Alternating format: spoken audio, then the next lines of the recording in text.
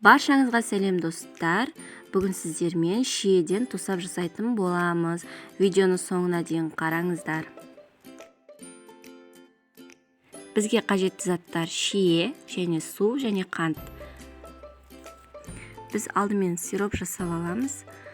Баяу отта қант ерігенше араластырамыз.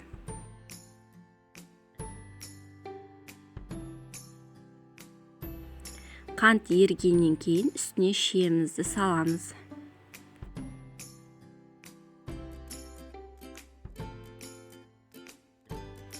Кішкенеден кейін беті көбіктейді, сол көбікті алып тастаймыз.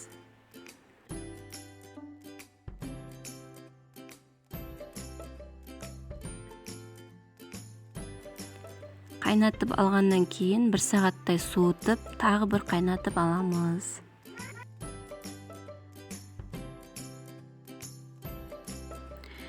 Міндетті түрде жасап көріңіздер. Сіздерге ұнайды деген сенімдемін.